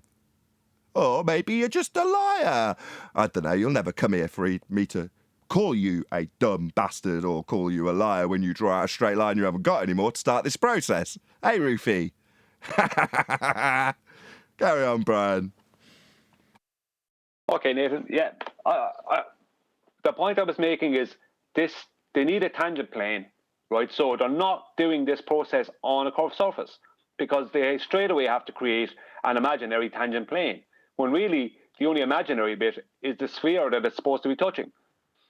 And then once they've done that, right, using the observer zenith, right, what they'll then do is create another tangent to this mathematical globe horizon here that doesn't exist and can't be seen. Basically what they're saying is that the eyesight of the observer is going down into the water to some geometric globe mathematical position that doesn't exist. Yeah, they're saying they're seeing H. Like Virus told us, straight line to H. It's got to be, because they can't do this unless it is, but they haven't got one anymore. Yeah, none of it works because the sextant horizon mirror is going to here, to the visible horizon. Exactly. The sextant horizon is the horizon you look at. And is the horizon we look at the geometric horizon marked with H? No, we've been told for 2 years that we would never see that, wouldn't expect to see it. Nobody expects to see it, always refracted, never a straight line. So they're screwed. Quote, geometric horizon only exists in the math. So how are you going to look at it through a sextant at point H, which is where they need to start? They need to see H with a straight line to it for this maths. Well, that went by the wayside in 2020. Weren't you paying attention? Yeah, and basically what's happening is the whole, the two tangents, right? The tangent plane and the tangent that the observer supposedly has to this mathematical horizon, they don't exist, right? You just have the flat surface you dwell atop. So this globe doesn't exist because you can't bring these tangents to something that, none of that happens. None of that is happening. They're bringing the sextant horizon mirror to the horizon, right? And then they're doing height of eye correction. That's all they're doing in reality. Besides index armor corrections, whatever, all they're actually doing is that. They're not bringing it down to any of this. The dip, this whole dip horizon thing, the horizon can move in and out. So that person's angle could be here, could be here, could be here. Because the horizon is an optical location, so it could be going anywhere. Do you know what I mean? So that changes. That probably would change the angle. There's no dip correction. The only dip correction is them making a mathematical correction from their geometric claim, right? Their mathematical claim, up to actual geometry. So it's backward. It's like their mathematical claim, bringing it up to actual geometry. Yeah, but that's not what you're looking at in a mirror of a sextant. You're looking at the horizon mirror. So you're using it to look at the horizon. It's just they've spent 2 years relinquishing the tangent point geometric horizon they formerly had as Earth curve, blocking boats and buildings, and telling us how it's always refracted. So having relinquished a straight line to the geometric horizon, telling us we're stupid to even ask why we would see it, ever, nobody's expecting to see physical geometry, they then move forward in 2022 to start using the straight line. Yeah, Black Swan, fundies. What a classic ending to a brilliant story about how the globe Earth used to be, how everyone thought they were on a sphere, and then we all realised how stupid it was, and that all of the processes of actually measuring the ground were flat and needed elevation angle measurements that could only be done on a flat plane. Quick shout out to Samuel Goat, who says a YouTuber by the name of Sean Atwood is hosting a flat Earth debate tomorrow, having had David Weiss on recently. Will the opponent be a naive globie or an anti-flat earther? Place your bets. So thank you very much, first and foremost, for the super chat, Samuel Samurai. Is it Samurai? Sensual. I've made my resolution slightly smaller now. Sensual Goat. Thank you very much indeed, first and foremost, for the super chat. Sean Atwood is a guy who got famous on British TV by being on a show called Banged Up Abroad. So he was a ecstasy dealer and I think various other drugs, and he got caught and got sent to Securimax in America, various different high security prisons. Very, very rough. He had $1 million bail, so you can imagine sort of how high stakes he was considered when he was locked up. But he did his time, got out, and then went on this show on British TV and has subsequently become a YouTuber. Now, typically, Sean Atwood covers, as you would imagine with that backstory, prison life. Very interesting character to begin with, but more interesting because he's gone through the prison system in the States as a Brit, and along with all of his crew, one of which who died in COVID. It was absolutely tragic. The guy didn't want to take himself into hospital and ended up dying. Had all kinds of crap leaking out of his leg, and all his mates saying, go to the hospital. He refused and then died. Very, very sad indeed. So my condolences if Sean Atwood happens to have listened to this show. I doubt it. He might be a show watcher. I don't know. But in any event, really, really interesting guy. Check out Sean Atwood. If he's hosting a Flat Earth debate, that's absolutely fantastic. I know that it's started to cover this. I saw him with Dave and saw him with Mark and various other people who've come across his platform. People have been trimming those out because he's certainly bigger than me, fairly big YouTuber. So brilliant stuff that Sean's now looking at this subject. I don't know how he'll cope with the anti-flat earth rhetoric that'll come his way as an ex-convict on account of the fact that the personal attack methodology is the most prevalent methodology in terms of attacking people when they've got a decent argument. So should Sean become a flat earther and declare that the earth is obviously observably, measurably and navigatably flat, then he'll find that he's attacked based on his criminal past as opposed to the arguments. But just forewarned is forearmed. Anyway, anyone who got any comments if they are aware of who Sean Atwood is? Does anybody know who this guy was? I'm aware of him, Nathan. Yes, I've seen him. Me too. He hooked up with Sammy the Bull, I'm telling you, in Arizona. He's got a lot of balls, that guy. Plugs in with a guy who's got 19 murders. No, I don't think Sammy the Bull says I don't think he actually ever met him. I think he just was knew people. They were doing business together. Right, but still, to even deal with the people Sammy's dealing with. Yeah, because your man Sammy the Bull said that he didn't actually know who Sean Atwood was. And yeah, of course he did. Incriminate himself more, but he did do 19 years on that, Sammy. On that whole Ecstasy, Arizona ring there. But trust me, he got it through Sean. can I just finish this off before we just carry on? We're still live, but go ahead. Yeah, the most, because this is where I want to get to. It's just 1 minute. Is all I'll take. The most important thing here is that none of this is happening. Right? There is no dip happening in real life. None of that's happening in real life. The actual horizon is out here, not down there. What is happening is height of eye. And if I just come down here, for 5 foot, there's a 1.5 meter, right? That's 1.5 meters, 5 foot, and the dip correction is a minus of 2 degrees or 2 minutes or whatever. A 10 foot is 3, 15 foot is 4. They are always constant. Why are they always constant? Because they're only dealing with the height of the observer's eye above the water. In reality, they're that correction there, what they call the dip correction, right? Height of eye. Really, all that is a height of eye correction. There is no dip correction happening. That is mathematical only. So all that's really happening is height of eye, and they need to use the height of eye to even mathematically come up with the dip correction. Right. But they can't have this dip correction without knowing the height of eye. Well, when a glober claims dip, they've lost immediately because they're claiming dip to a geometric physical sphere edge tangent point horizon marked as H in your diagram. And that marked as H in their diagram isn't a position that they can measure, so they can't move forward to correct from it. Black swan. With that, I'm going to say, if you are watching this on either Nathan Oakley 1980 or Nathan Oakley Premiering streams, then stay tuned, as there will be an after show to follow. Huge, massive, enormous thank you to both Discord and G+ panels for making today's live show possible. And of course, a massive thank you to all of you in today's live stream for hopefully smashing the super chat, liking, commenting, sharing, subscribing, hitting the PayPal link, joining as a Nathan Oakley 1980 channel member, and all that good stuff.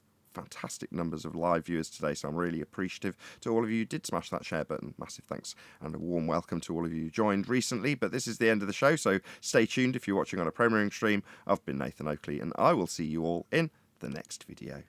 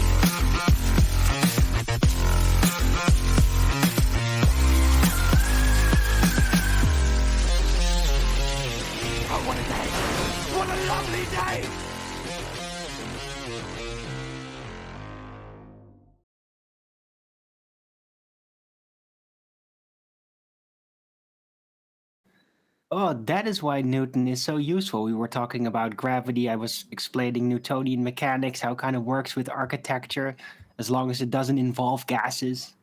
He said, yeah, that's why Newtonian is so useful. Both are just models, Einstein gravity and Newton gravity. Neither of them are real. We don't know what gravity is. Yeah, We don't know what that is. Yeah, but when you're not working at the right? not really, when you're working at the not really is level, does it matter what it is?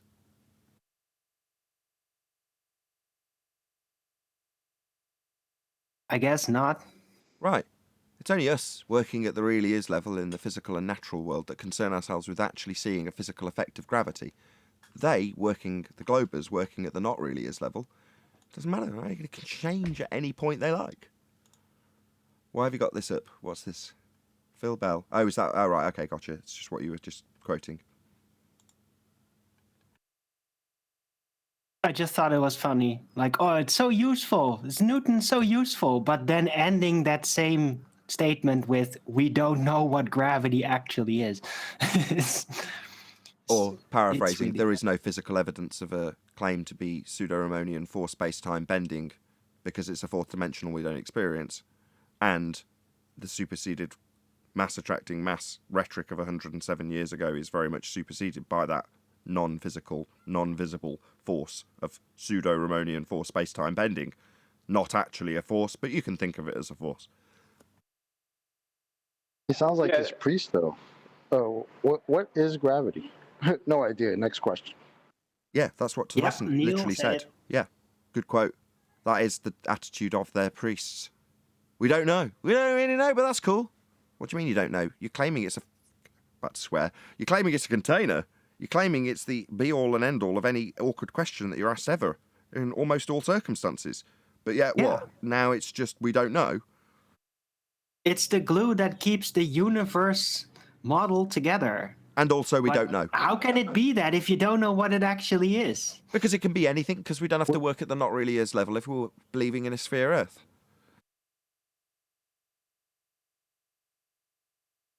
Yeah, I go back a couple of years ago, go back for 5 to 7 years ago, and you would have had any amount of our opposition coming in stating very clearly that they know exactly what gravity is and how it works and everything about it.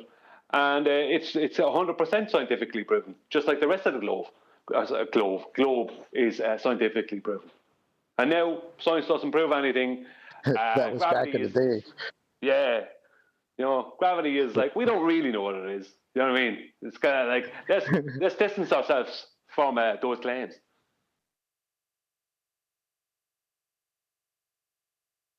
Back in the day when science used to prove things. Poor science. Clowns. Yeah. That was back when Science proves had a body. anything. Science proves everything until you actually inquire how it works, and then it doesn't prove anything anymore. No, you just inquire what science is supposed to be and what it actually is, as opposed to what it actually is, and they won't be able to tell you. They'll come out with a lot of rubbish. So they'll be able to do.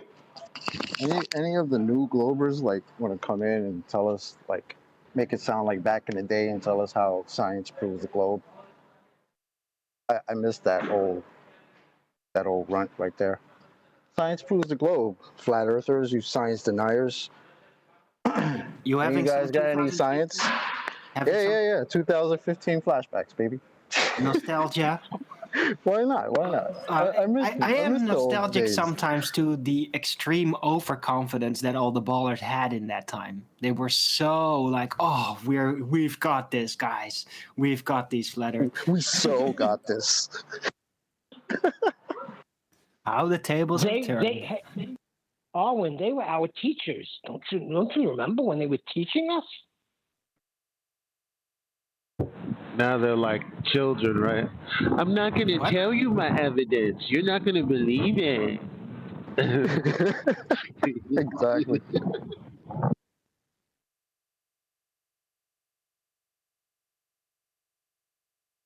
Not Globers, no science for your globe.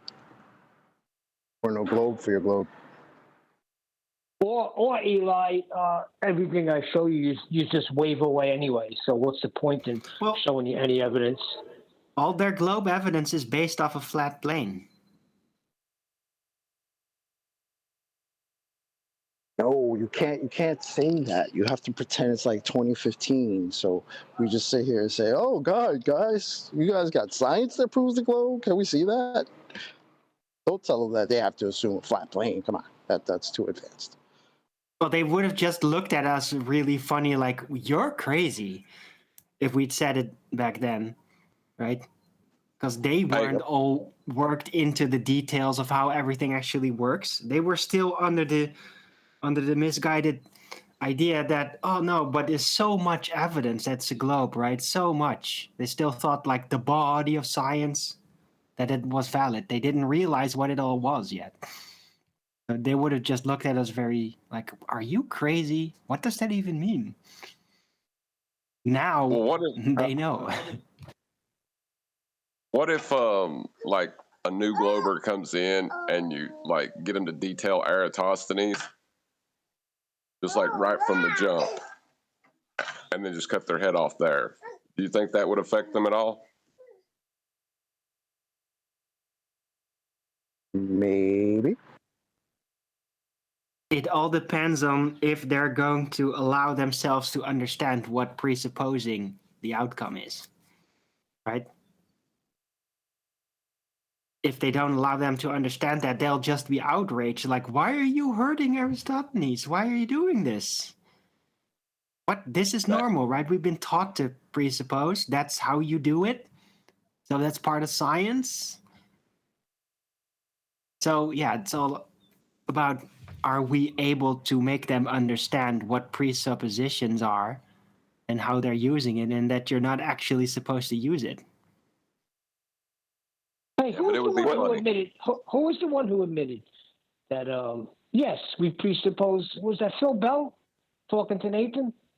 Yeah. Yep. Or answering Nathan? Yep. How did it go? Well, Nathan's always asking, or no, Nathan's always saying that we presuppose the Earth's a sphere. Short pause. Well, yes. Of course we presuppose it. That's what he said after that, wasn't it? When I first heard that, I was laughing so hard.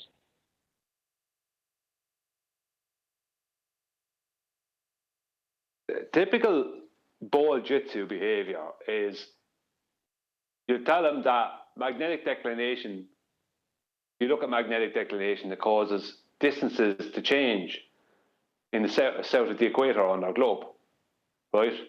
And they'll deny that magnetic declination has anything to do with direction. Then they'll carry on, and the next day or later on or afterwards, they'll start talking about gyrocompasses. And you point out to them that they say the gyrocompass finds north on its own, right? A lot of nonsense claims backed by nothing, and backed by not researching. And they'll say it's a brilliant tool that uses out rotation and gravity, right? The very thing they don't know what it is. And then it'll be pointed out to them that they have to take magnetic declination into account when they're using gyrocompasses. And they have to set gyrocompasses with compasses. And then they say, yeah, well, magnetic declination is very real. Do you know what I mean? Like, but it didn't matter the day before. Do you know what I mean? This is our 10 minutes prior. This is typical ball jitsu. You know, completely deny something, right? Because it doesn't fit what you want to be reality. And then try and use it later on to try and whitewash over the fact that it destroys you a second time. Brian, then Breaking up, you roboting. Drop and rejoin, Neil. Or kill the conversation entirely. Either is good.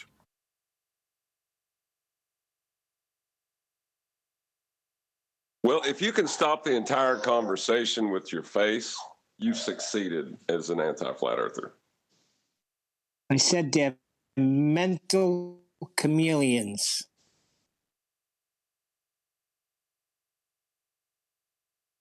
Yeah, that's true. I think it might be a form of like self-flagellation. Like, remember the stories of the guys back in the Dark Ages that would whip themselves with whips for their faith? I think that's what the anti-flat earthers are kind of doing. They're flagellating themselves for the sphere and just taking all this abuse because it can't be easy to deal with cognitively. It's got to be painful. Well, I'm finding that and I'm not going to lie, I'm finding there's a few that I've dealt with in recent times that I dealt with before, let's say in the past 2 years, let's say, recent enough, and they're kind of changing a little bit like what Phil Bell said to Arwin in his chat, but maybe a bit more. They're kind of changing their stance on things. They're kind of going, well, fair enough, this doesn't exactly prove that, but can you see how it could work on a sphere? You know, this kind of thing, as opposed to 2 years previous, they would have said, this totally proves a sphere. Do you know what I mean? So there is a change. There is a certain amount of them out there, of our opposition out there, who are kind of going, well, technically we can't really support this, or I don't really see how this actually does prove that. You know, so there's a little bit of critical thinking going on with that. That's with a small few of them that I've come across recently. They'll not make good anti-flat earthers talking like that. I can just tell you right now. The minute they start to slip, their tenuous hold's going to give. Yeah, that's the thing about it. Yeah, they're not. The problem is they're not. They were like the ballers who never really became fully fledged anti-flat earthers because they were able to say to themselves, well, this thing kind of doesn't prove that, but it could work on that sphere that I believe the Earth is. If you did this, that, and the other thing, you know what I mean. So you can make it work on the sphere, but it doesn't prove it's a sphere.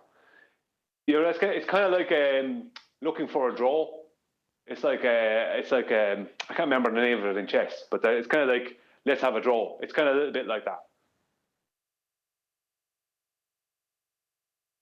Well, it's worse. It's not a draw. John would speak to this typically. It's not taking a draw in this argument, though, is it? It's taking an immediate loss. Right. Yeah. You got to take the loss so you can then go on to obfuscate and confuse, and at best hope for a draw. If nobody after the loss, lost immediately. Exactly. If no one notices that you've lost immediately, you might, if you're lucky, get a draw.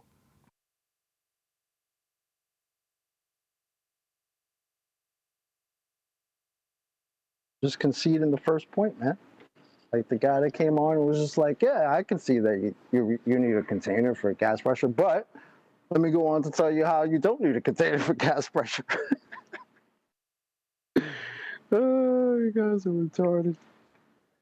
Yeah, it's kind of like, well, you do need a container for gas pressure, but if gravity is as we believe it to be, then you could see how it could contain gas. Do you know what I mean?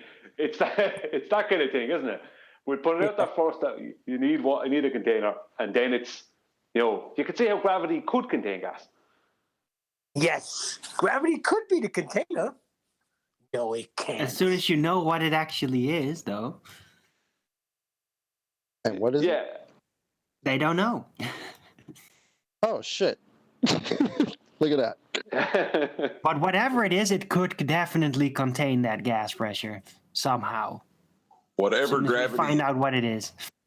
Whatever gravity is in their minds, it is not a container. But see, why would it need to be a container? Because aren't they the ones that used to tell us you don't need a container to have gas pressure? So now all of a sudden they need a container and they've just happily named the container gravity? That's cute. How does that work out? Yeah, but what they have to state in when they're being a bit more honest, what they have to state is, gas pressure does require a container, and we do experience that all the time. But if gravity was as we believe it to be, and the Earth was a globe, then it is possible that gravity maybe could contain and create gas pressure under those conditions. If we measure the Earth as a flat plane, acquire an elevation angle to derive a sphere-Earth radius value, then assert that the flat plane we measured is actually spherical, then you can move forward with all those presuppositions about gravity, Brian. Yeah, but they will... It's like the point I'm making is that they're at the position I'm finding with some of them where they're willing to admit that, yes, they're willing to admit things like, yes, you do need a solid container to create gas pressure. But if gravity is real, if it was real, if the Earth is a globe, then it could maybe contain gas. So they're not letting go of the sphere belief, but they're admitting that, gas pressure needs a container. And then they're moving on to how it's more, they're going from a claim before, which would have been an actual, no, gravity is real and it does contain the gas and the Earth is a globe, to you do need a solid container for gas pressure. And then they move into a theoretical realm where, well, theoretically, if blah, blah, and blah, blah, blah added up, then we'd have 5. This kind of thing. As opposed to before, it would have been, they wouldn't even mention that about a solid container, because atmospheric pressure is completely different than gas pressure, and it's all contained by gravity, and it's all a globe, blah, blah, blah. Whereas now it's more of a, well, yes, you do need a container for gas pressure, but theoretically, if blah, blah, blah, blah, blah, then globe and gas pressure due to gravity. But rather than it being, so it's a theoretical thing now as opposed to, starting to become a theoretical thing as opposed to a straight out claim. Because there's only so many times you can make claims and not be able to back them up before you have to start going, this is not working for me. If you know what I mean. But they've set a pretty high standard, though, you know, because now gravity doesn't only have to like function with everything that's been suggested in the past. It also has to have gas pressure containment power. So as soon as they do actually have a hint like, oh, this is what gravity could be, it better have some good gas pressure containment power. Otherwise, it will be completely useless, right? Because the gravity that we don't know what it is yet has to have containment power, or everything falls apart. So there's now this very specific demand that gravity must have as an ability before it's discovered what it really is. Well, Einstein, very tough. Well, Einstein's relativity states that it's an effect, not a force. So, according to Einstein, it is not causing gas pressure or a gas pressure gradient after the gas pressure. It's not creating that. It's a fourth. Well, maybe, but it's secondary. So the thing that's causing gravity could still be causing the containment, right? Whatever that is. Pseudo-Riemannian force space. Right. Well, it's uneven distribution of mass. It's a fourth dimensional effect that we can think of as a force, guys. Yeah, that's not what Einstein said. And was it no again? The uneven distribution of mass. That declaration, it literally doesn't mean anything. No. It's literally wizardry work. It literally doesn't mean anything. Like I can't even, when somebody says that, I can't even picture in my mind what that's supposed to mean. It's like just a void statement. Yeah, exactly. I'm the same. I 100% agree with you, Arwen, because I'm the same. The uneven distribution of an undefined word, that being mass, causes the curvature of a theoretical fourth dimension. Are you going to test that? That checks out. Creates the effect of gravity, something we don't know what it is. Yes, all of that checks out. Yeah. Right, it's a little convoluted, but you can still think of it as a force, and, well, it has to have gas pressure containment power, otherwise nothing can work. So, yeah. What is this gravity? Well, yeah, I mean, if you don't know what it is, you can think of it as Godzilla. Do you know what I mean? What's the difference?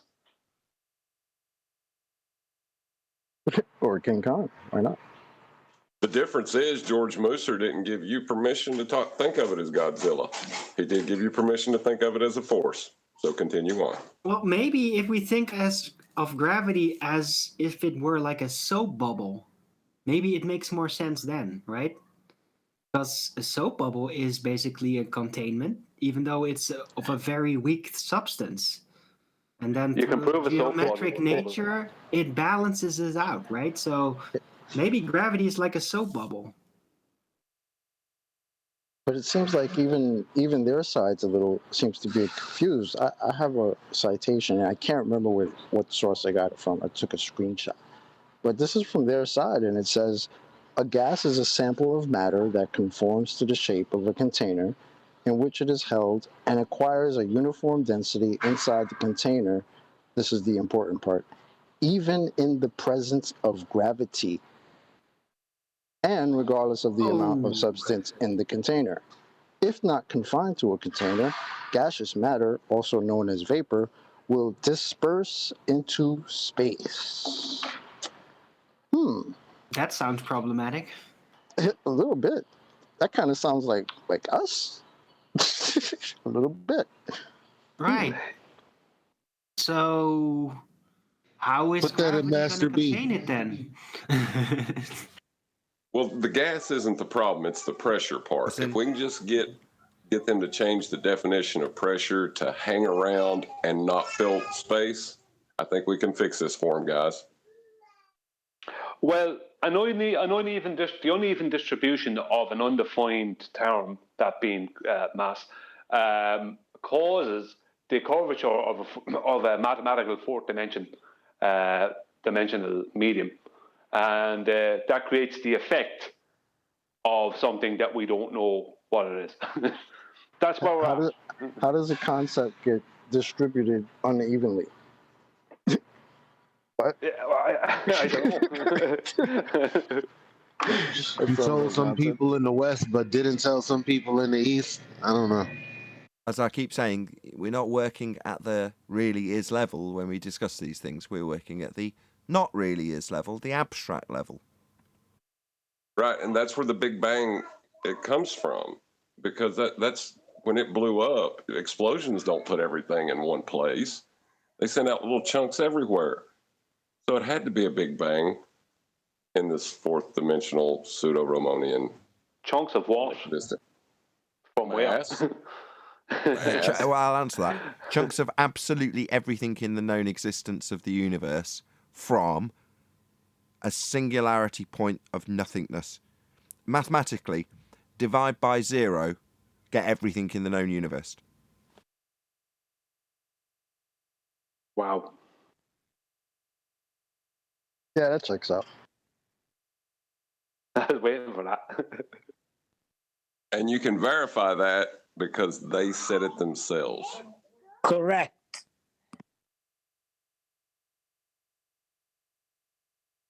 And the funniest thing about it is that those that actually believe it will say that at least it's a better explanation than God created it. Yeah, my son was at it again. Show me what it is. Show me what the sky is. At least I have answers here. You can't tell me what anything is. And I wasn't even saying nothing. I was just sitting there eating dinner. That's the funny part, right? That's when you're like, what's wrong? Why are you so bothered by this? Aren't we just enjoying dinner? What it is, Chocolate, is he's hearing the shows. And I'm telling you, this elevation angle thing, it's got them all scrambled to the point where they're going to break. I said, son, take it easy. You're going to have a breakdown. Don't worry about it.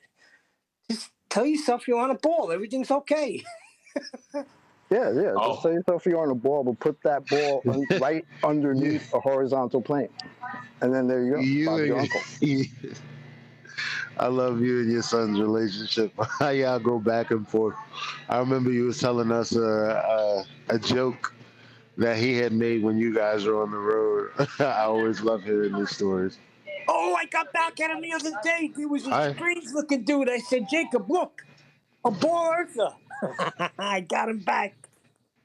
Hey, He did it when the guy was walking down the block, when he had the pants up to his neck and he had his hair pasted down in like bifocal glasses. He goes, look, one of your flat earth buddies. But I got him back. Hey, Neil, if you really want to mess with him, next time he starts bringing it up, say, who believes we live on a flat plane? That's just silly. Just silly. Like, why would I believe that? Just to mess with him. Because it's not a belief. And then take the Dingleberry Earth diagram and just post it somewhere. On the Dingleberry Earth underneath a horizontal plane. Just post that somewhere. Who believes this crap? Look at this. Oh my God. Short circuit. Well, you're explaining celestial navigation with the Dingleberry Earth diagram, right? Which they can't acquire. Let's just get that out of the way straight away as it's on screen for the audience and G+. What they're saying is the tangent is this straight line, and it's labelled in this diagram by them. This is one of their diagrams. This straight line gives them a tangent point. And what is that tangent point? Well, it's the geometric horizon, of course. Well, in their diagrams that Brian had up earlier, that was marked as H. And to do the maths, they've got to have this straight line. They're going to be correcting it from a geometric tangent point, straight line to it. But what's this diagram actually showing? Well, it's showing the bent line to a non-geometric horizon that can't be mathematically corrected for, and that's the actual horizon that they say you would look at through a sextant. So why are they using this one? Oh, well, 2 years of head in the sand and telling us that it's refraction to suddenly say, oh, well, yeah, we're going to draw a straight line now because we've got to. It's the only way of claiming mildly that we've got a Dingleberry Earth dangling below a plane.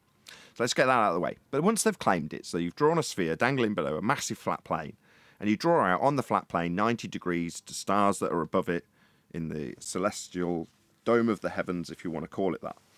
And you draw out your angles along the flat baseline, which is the plane, and then you draw out your angle to the star, and then the point that they meet is what you're measuring, and then you do your positional information with your triangulation and your circles of equal altitude, and you do all of that, and everything's done and dusted, and you say, well, that's how I get my fix, and that's where I am, and that's my position, and those are the positions on the ground positions underneath all of these stars on this flat plane.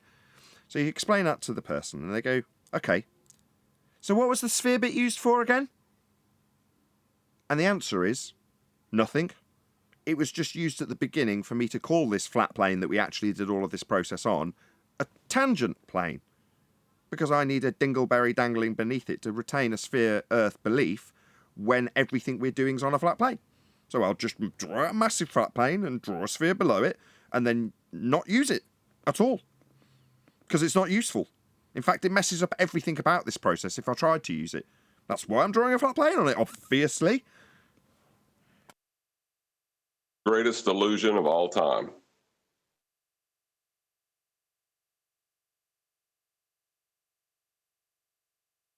Is there going to be any debate on this today?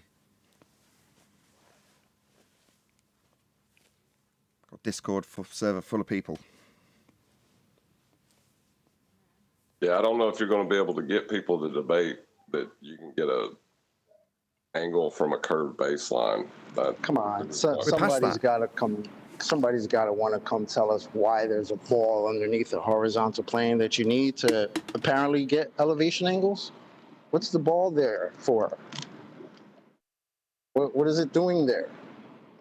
Imagination support. Yeah, and further to Brian's point in the live show, if you're going to claim that there's a tangent plane, big flat surface sat on top of a dingleberry Earth that's not being used, don't describe it that way. Just show us how it's done on the actual spherical surface, because that's your claim. Not how it's done on a flat Earth, teeter-tottering on top of a redundant, useless, non-justifiable sphere Earth dangling below when you beg the question. That ain't going to fly. Actually do the navigation process on the spherical surface with the curved Earth. Forget about us asking where you get this straight line that's actually used in celestial navigation. Forget us asking that. Just show us how it's done on the curved surface.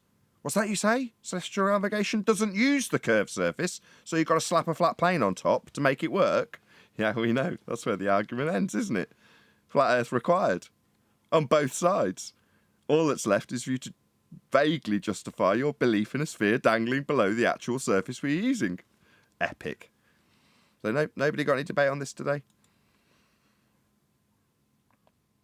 Perfect. With that, I'll say another huge, massive, enormous thank you to both Discord and G+ panels for making today's after show possible. And, of course, a massive thank you to all of you in either Nathan Oakley 1980 or Nathan Oakley premiering streams for hopefully smashing the super chat, liking, commenting, sharing, subscribing, joining as a Nathan Oakley 1980 channel member, hitting the PayPal link and all that good stuff. I've been Nathan Oakley and I will see you all in the next video.